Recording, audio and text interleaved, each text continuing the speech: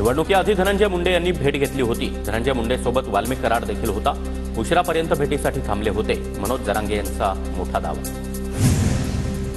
वाल्मिक 15 आणि 16 डिसेंबरला दिंडोरी आश्रमात मुक्कामी होता। दिंडोरीनंतर वाल्मिक नाशिकमध्ये आला होता।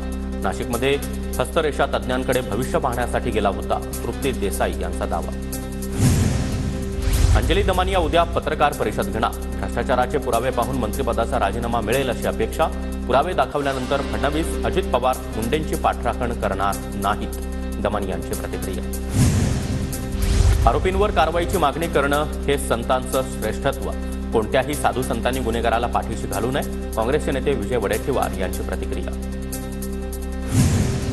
देशमुखांचा विषय वेगळा आहे। जरांगेंना प्रत्येक गोष्टीमध्ये पडायची गरज नाही, विजय वडेट्टीवार यांचा जरांगे यांच्यावर निशाणा। सगळ्यांवर बोलायचा वडेट्टीवार यांनी ठेका घेतलाय का? गोरगरीब शेतकरी ओबीसींच्या बाजूने का बोलायचं नाही? जरांगेंचं वडेट्टीवार यांना प्रत्युत्तर। मराठा आरक्षणासाठी कुणीही आत्महत्या करू नये, सरकार हक्काचं आरक्षण का देत नाही? जरांगे तर संयम सुटला तर राज्यामध्ये वेगळं आंदोलन करावं लागेल, जरांगेंचा इशारा। राज्यभरातील शासकीय काम करणारे कंत्राटदार 14 तारखेपासून कामबंद आंदोलन करणार। 7 महिन्यांपासून पैसे मिळाले नसल्यानं कंत्राटदार आक्रमक। राज्यभरातील कंत्राटदारांचे 46,000 कोटी रुपये थकले। आमदारांनी कंत्राटदारांकडून कामं सुरू होण्याआधी 25% घेतले। 80,000 कोटींचे व्यवहार कंत्राटदारांसोबत झाले। 20,000 कोटी टेबलाखालून घेतले गेले, संजय राऊतांचा आरोप। पंचानं स्वतः आपली चूक मान्य केली। मला शिवीगाळ झाल्यानंतर राग अनावर झाला होता। विनंती करून देखील कुस्तीचा व्हिडिओ बघितला गेला नाही, शिवराज राक्षेची प्रतिक्रिया। शिवराज राक्षेनं पंचांना गोळ्या घालायला पाहिजे। शिवराज राक्षेच्या बाबतीमध्ये घडलेला प्रकार चुकीचा। डबल महाराष्ट्र केसरी चंद्रहार पाटील यांचं खळबळजनक वक्तव्य।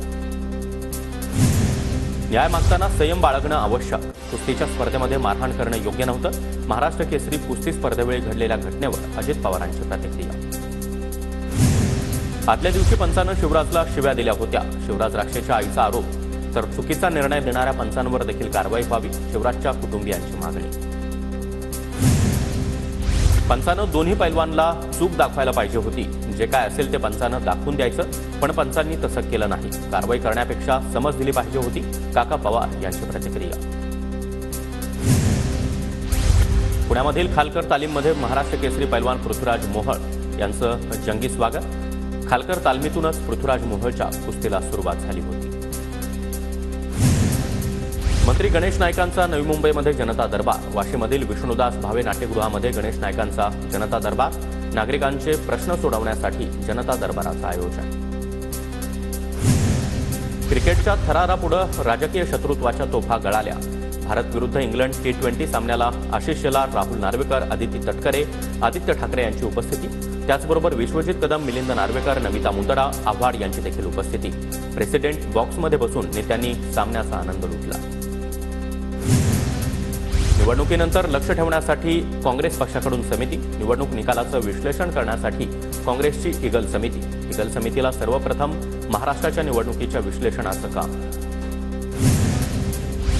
मुंबईतील प्रतीक्षानगर समोर येत्या 2 वर्षांमध्ये सहकार भवन उभारणार। मुंबई बँकेच्या नव्या शाखेच्या उद्घाटनावेळी प्रवीण दरेकर यांची घोषणा। राहुल नार्वेकरांच्या हस्ते चुनाभट्टी इथं नव्या शाखेचं उद्घाटन। भंडाऱ्याच्या पिंपळगावमध्ये प्रफुल्ल पटेल यांच्यासह नाना पटोले यांच्याकडून कृषी प्रदर्शनासह भव्य शंकरपट सोहळ्याचं उद्घाटन। 3 दिवसीय कृषी प्रदर्शनाचं आयोजन। राज्यातील जीबीएस बाधितांची संख्या 158 वर। 127 रुग्णांमध्ये आजाराचं निदान, तर 5 संशयास्पद जीबीएस बाधितांच्या मृत्यूची नोंद। शिर्डीमध्ये तिघांवर प्राणघातक हल्ला। हल्ल्यामध्ये 2 ठार तर 1 गंभीर जखमी। 1 संशयित आरोपी पोलिसांच्या ताब्यात। इतर आरोपींचा पोलिसांकडून शोध सुरू।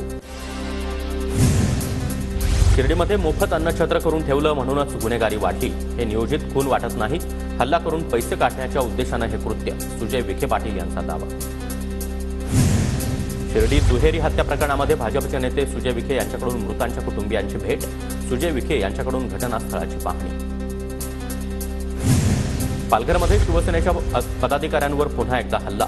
अवैध धंद्यांची तक्रार केल्यानंतर जव्हार उपजिल्हा प्रमुख विजय घोलप यांच्यावर हल्ला करणाऱ्या 7 जणांविरोधात गुन्हा दाखल। एसटी महामंडळाच्या वर्धा विभागाला 53 इलेक्ट्रिक बस मिळणार. सेवाग्राम आणि आर्वीमध्ये चार्जिंग स्टेशन्सची व्यवस्था. आर्वी आगाराला 22 तर वर्धा आगाराला 31 बसेस मिळणार. नांदेडमध्ये वाढत्या उष्णतेचा उसाला मोठा फटका. उष्णतेमुळे कोवळ्या पिकावर रोगाचा प्रादुर्भाव. उसाच्या उत्पादनामध्ये घट होण्याची शक्यता. अंबरनाथमध्ये 8 फेब्रुवारीला कोकणस्तरीय शरीर सौष्ठव स्पर्धा. यामध्ये कोकण विभागातील शेकडो बॉडी बिल्डर्सनी सहभाग घेतला. अंबरनाथ पालिका आणि ठाणे जिल्हा बॉडी बिल्डर्स असोसिएशनच्या वतीनं स्पर्धेचं आयोजन. महिला बॉक्सर मेरी कोम साई दरबारी. साईबाबांचं दर्शन घेत 51,000ची देणगी दिली. खेळाडूंनी खेळावर फोकस करावा आणि त्याग करण्याची तयारी ठेवावी. मेरी कोम यांचा खेळाडूंना सल्ला. इस्कॉनकडून पंढरपूरच्या विठुरायाच्या विदेशामध्ये सुद्धा प्रचार आणि प्रसार. 170 देशामधील भक्तांना इस्कॉनकडून आमंत्रण. हंगेरी, रशिया, अमेरिका आणि इटलीमध्ये विठ्ठल भक्तांची पंढरपुरात दर्शनासाठी मार्गी आली.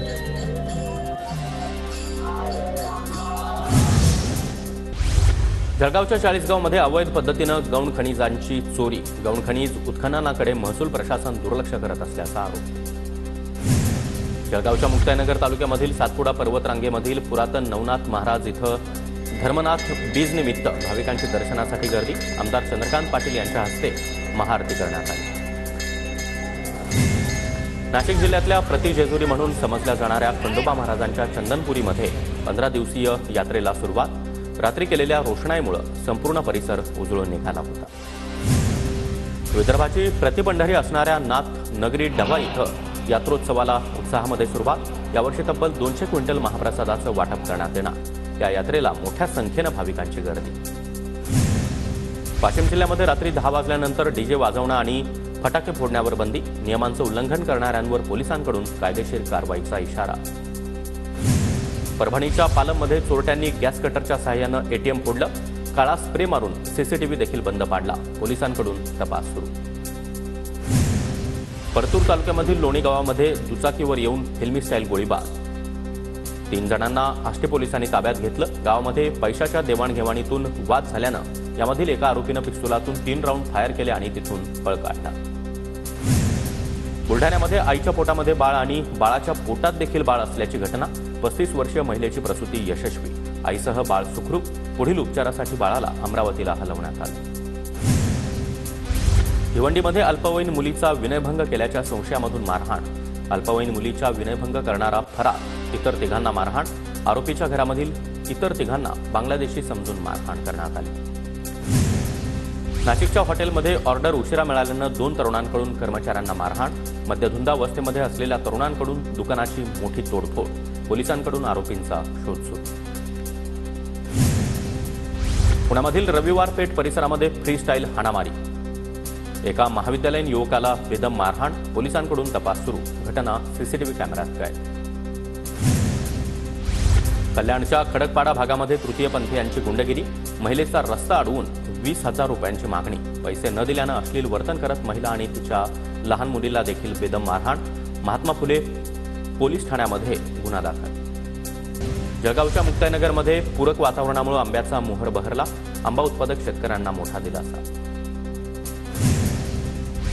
जालन्यामध्ये मोसंबीला 15 ते 17,000 रुपयांपर्यंतचा दर. मागील 15 दिवसाच्या तुलनेमध्ये मोसंबीच्या भावात वाढ. मोसंबी उत्पादक शेतकऱ्यांना काही प्रमाणात दिलासा. नागपूरमध्ये फेब्रुवारीच्या सुरुवातीलाच उन्हाचे तीव्र झटके. गेल्या 24 तासामध्ये 34.6 अंश सेल्सिअस तापमानाची नोंद. सरासरीपेक्षा 4.5 अंशांनी पारा वाढला. बुलढाण्याच्या खामगावमध्ये बनावट उत्पन्नाचा दाखला आणि जातीचा दाखला तयार करण्याचा डाव फसला. संजय गांधी निराधार योजनेचा लाभ घेण्यासाठी महिलेच्या नावं बनावट दाखले काढण्याचा. कळगाव राजा पोलीस ठाण्यामध्ये 3घांवर गुन्हा दाखल. पुण्याच्या लोणावळ्यामध्ये एकाचा दुचाकीवरून 5 ते 6 विद्यार्थ्यांचा धोकादायक प्रवास. जीवघेण्या स्टंटचा व्हिडिओ देखील समोर.